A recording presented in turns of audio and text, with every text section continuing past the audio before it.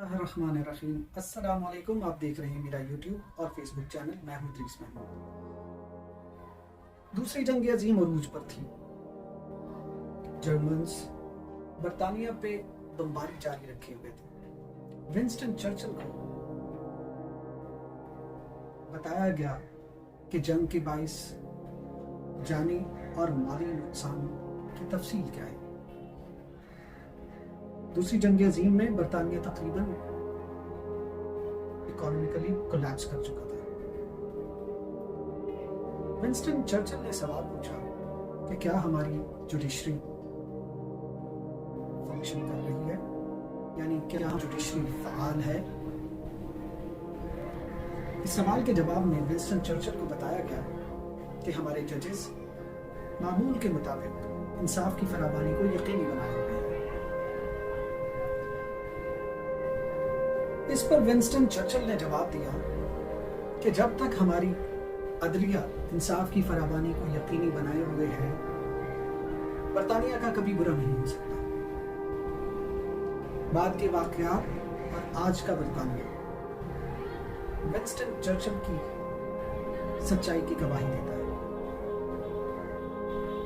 آج برطانیہ ترقی یافتہ ممالک کے صف میں کس رینکنگ پر ہے، اور وہاں پہ شہریوں کو حاصل بنیادی انسانی حقوق یا پھر آزادی اظہار رائے.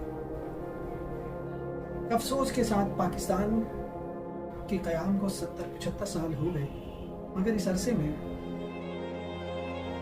نہ ہماری سیاسی قیادت نہ ہماری عدلیہ کبھی عدالتی نظام کے اوپر فوکس نہیں رہا.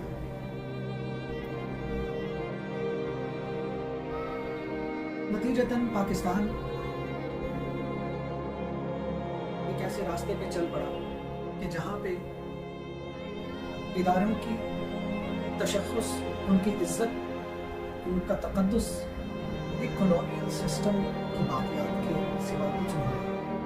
یا پھر اس طرح کہیں کہ ان 75 سالوں میں ہم نے ایک بہترین انسانی معاشرہ بنانا تھا، مگر جب آج پلٹ کے ماضی کے جھونکے میں دیکھیں اور آج جہاں پاکستان کھڑا ہے تو معلوم چلتا ہے کہ جہاں ہم نے اس کو ایک انسانی معاشرہ بنانا تھا بہترین، وہاں ہم نے غلطی سے اسے مقدس کارز کا ایک باڑہ بنا دیا ہے. کولونیل دور کی باقیات، گستاخی، قدر عزت، توہین آج بھی باقی ہے.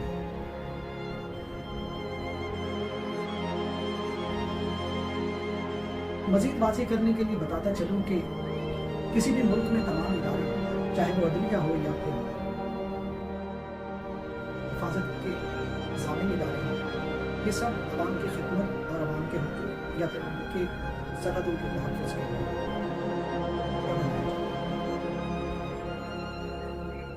مگر افسوس کے ساتھ پاکستان میں یہ لگتا ہے کہ پاکستان بنایا اس لیے گیا ہے کہ یہاں پہ اداروں کا تقدس اور ان کا احترام لوگوں پر واضح کیا جائے.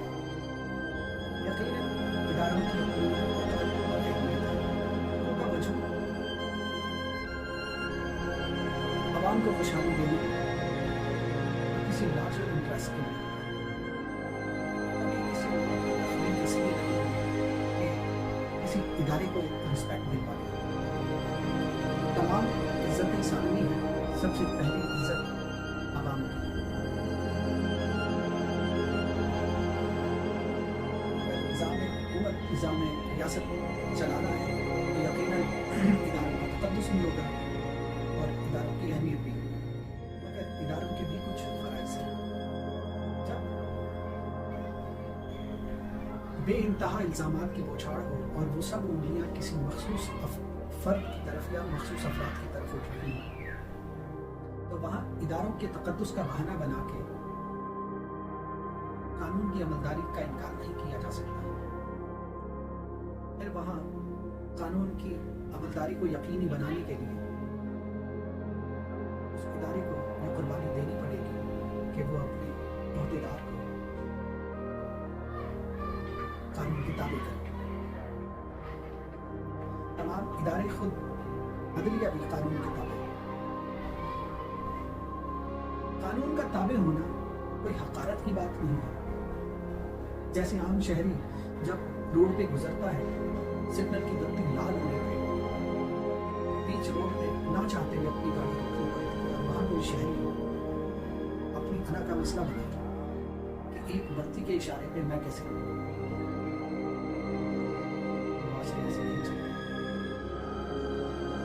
اس قانون کا اطلاق جب سب قانون کے تابع ہوں گے وہ پاسبل بھی ہوگا، جج پہ بھی ہوگا اور عام عوام پہ بھی ہوگا، بیوروکریٹ پہ بھی ہوگا، وہ سیاستدان پہ بھی ہوگا۔ افسوس کے ساتھ پاکستان میں قانون صرف کمزوری پریکٹس ہونے کے یہاں پہ طاقتور قانون کے تابع نہیں ہوتے، جس کی مثال آپ ماضی قریب میں شرک جتول کے کیس میں دیکھ چکے ہیں کہ کس طرح ایک سٹنگ ڈی ایس پی کے بیٹے کو گولی ماری، مگر مقتول فریق خود پولیس آفیسر ہوتے ہوئے کس طرح دباؤ کا شکار ہوا آؤٹ آف کورٹ سیٹلمنٹ کرنے میں۔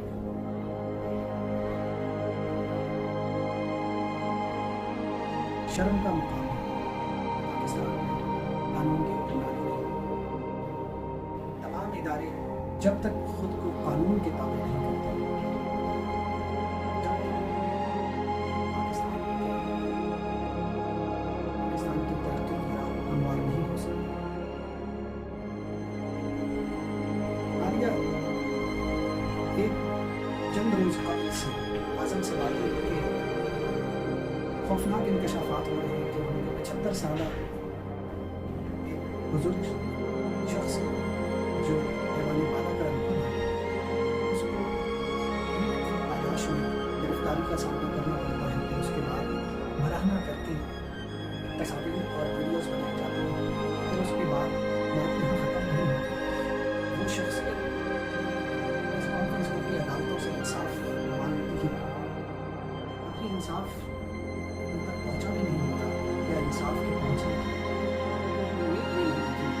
ان پر ایک دوسرا شخص کو مارا جاتا ہے تو ان کی زبان بندی کے لیے ان کو اور ان کی اہلیہ کی نازک اور ویڈیو بھیجی جاتی ہے تاکہ بلیک میل ہو کر یا شرم کے مارے وہ اپنی زبان بند کر لیں، مگر وہ ایک بار پھر پریس کانفرنس کر کے دوبارہ سے ہمارے نظام انصاف اور ہمارے سسٹم کے منہ پہ تماچا مارتے ہیں اور پھر بتاتے ہیں کہ ان کے ساتھ کیا ہو رہا ہے۔ تب سے لے کر اب تک بھی مجھے ذاتی طور پہ کوئی ایسی انفارمیشن نہیں ملی کسی سورس سے کہ کسی عدالت نے اس میں کوئی نوٹس لیا، سوائے اس کے کہ ایک ایف آئی اے کا ایک عجیب سا فورینزک کی رپورٹ پبلش ہونے کے چند ہی گھنٹے کے اندر منظر عام پہ آتی ہے کہ اس کا فورینزک بھی ہو چکا ہے اور جدید سطور پہ۔ بہت حیرت کی بات ہے۔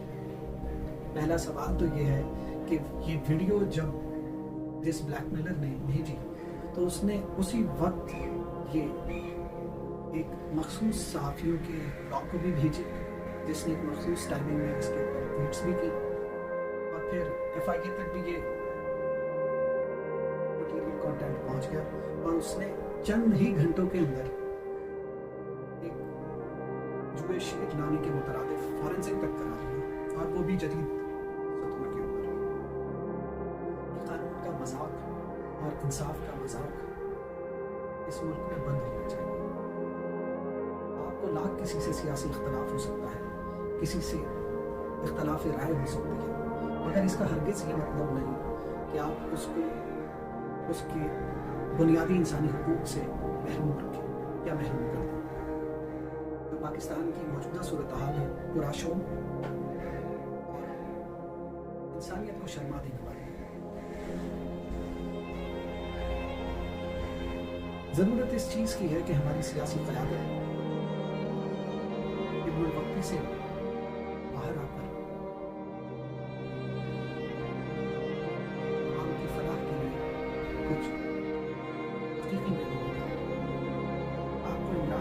100 اختلاف ہو سکتے ہیں، ان کی سیاست سے اختلاف ہو سکتا ہے، مگر اس اختلاف کے نتیجے میں ان پر گولیاں برسانا، موت کے گھاٹ اتارنے کی کوشش کرنا انتہائی شرمناک اور قابل مذمت عمل ہے۔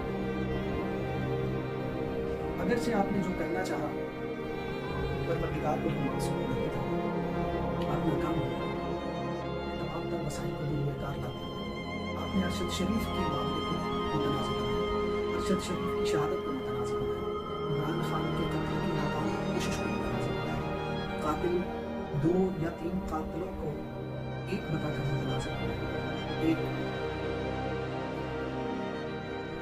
مزاحیہ سا بیان کرنا متنازع بنایا، مگر